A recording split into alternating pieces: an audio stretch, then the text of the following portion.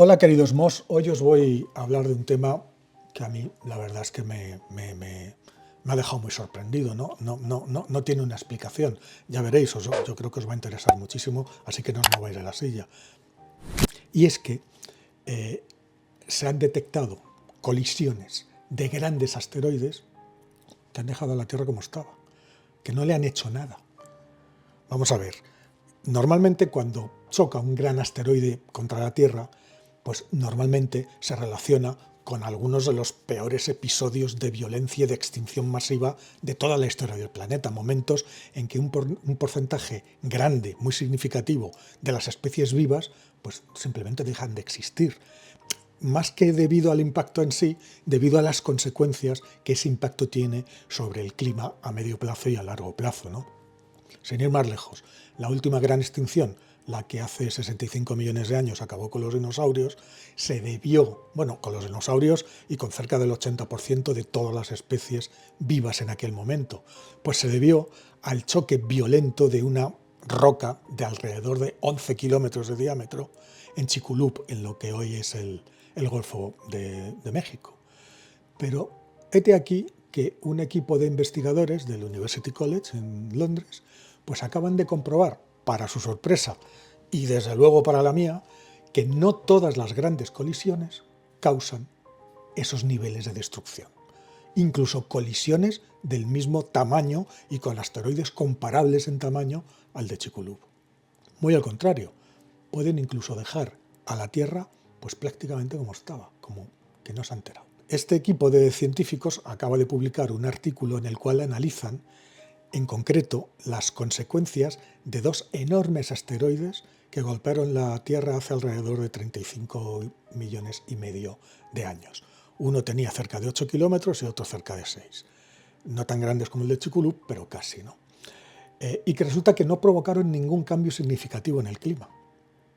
Estos cambios, sabéis, suelen producirse cuando la enorme cantidad de polvo y de escombros que levanta el impacto son lanzados al aire, algunos van incluso al espacio y forman una nube de estos materiales que a su vez forma una capa en la atmósfera que se reparte por todo el mundo, por todo el planeta y que oscurece al planeta, impide el paso de los rayos del sol durante años. Claro, eso, la ausencia de sol directo, mata a las plantas. Al morir las plantas mueren los herbívoros y cuando mueren los herbívoros acaban muriendo los carnívoros que se alimentan de ellos.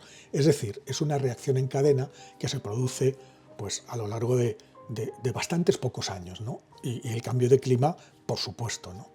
Bueno, pues no fue el caso, como os digo, no fue el caso de estas dos rocas, ambas de varios kilómetros de diámetro.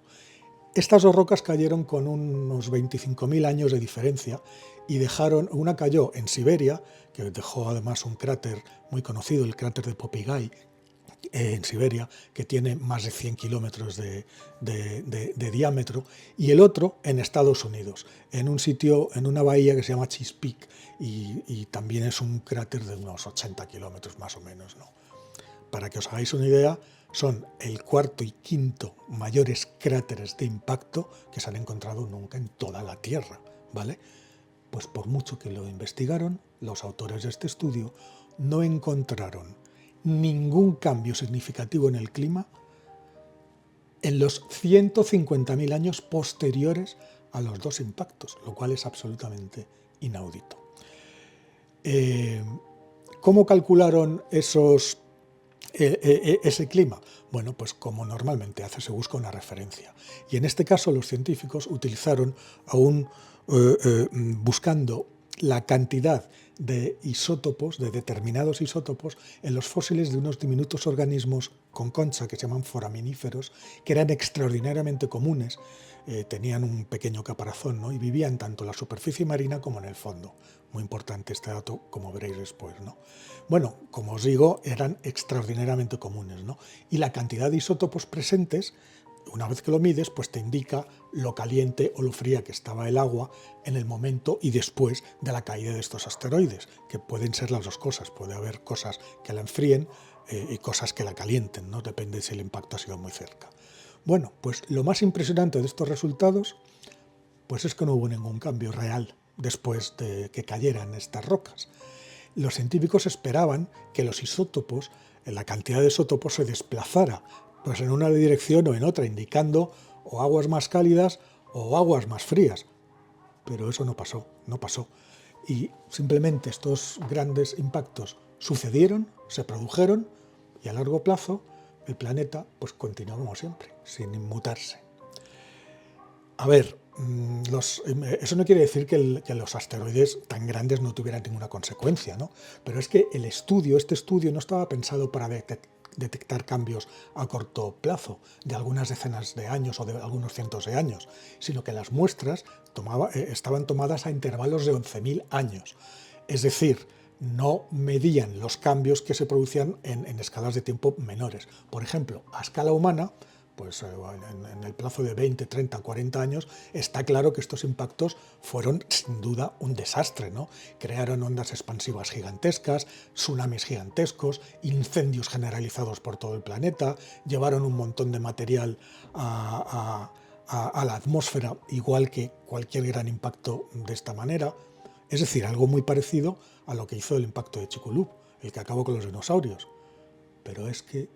Y además, ese impacto de Chicxulub resulta que cambió el clima en apenas 25 años. Pero es que estos dos no hicieron nada de eso. No hicieron nada de eso. Fijaros, durante su investigación, los científicos analizaron isótopos en más de 1.500 fósiles de foraminíferos, tanto los que vivían cerca de la superficie del océano como los que vivían en el fondo. Esos fósiles tenían pues entre 35,5 y 35,9 millones de años de antigüedad, justamente el momento en que cayeron esos asteroides. Y se estima que los dos asteroides pues tuvieron el primero, el más grande, el que cayó en Siberia, pues entre 5 y 8 kilómetros, y el segundo, el que cayó en Estados Unidos, pues entre 3 y 6 kilómetros respectivamente, ¿no? Además, esos dos asteroides no llegaron solos, porque el estudio ha encontrado pruebas de que en la misma época por lo menos otros 3 asteroides más pequeños chocaron contra la Tierra en ese mismo periodo. ¿Eso qué quiere decir? Pues que en esos momentos algo debió de pasar en la cuna de los asteroides, que es el cinturón de asteroides, entre las órbitas de Marte y Júpiter, algo debió desestabilizar el cinturón para que tantas rocas en tan poco tiempo cayeran sobre la Tierra, ¿no? Lo veremos, ¿no? Bueno, al utilizar los fósiles, aquí viene lo de las profundidades, al utilizar los foraminíferos a distintas profundidades del océano, el estudio ha conseguido una imagen mucho más completa de cómo respondió el mar, el océano, a estos eventos de impacto, ¿no? Había otros estudios, ¿no? Pero muchísimo menos precisos, ¿no? Bueno, total, los investigadores cogieron un amplio rango de tiempo, vieron que había habido algunos cambios de temperatura 100.000 años antes de que cayeran los asteroides, pero ninguno, ni en el mismo momento, ni después. A ver, debido a que el impacto de Chicxulub llevó a un evento de extinción gigantesco, muy importante, pues los científicos tenían curiosidad de saber si estos impactos, que también habían sido muy grandes, habían tenido las mismas consecuencias. Y se quedaron de piedra al descubrir que no hubo ninguna respuesta climática significativa. ¿A qué se debe esta diferencia? ¿Por qué algunos impactos son tan destructivos y otros no? Puede ser por la composición del terreno donde cae el meteorito, o por la composición del propio meteorito, o incluso por el ángulo, ¿no? El ángulo de caída, que no es lo mismo que caiga así al ras o que caiga vertical.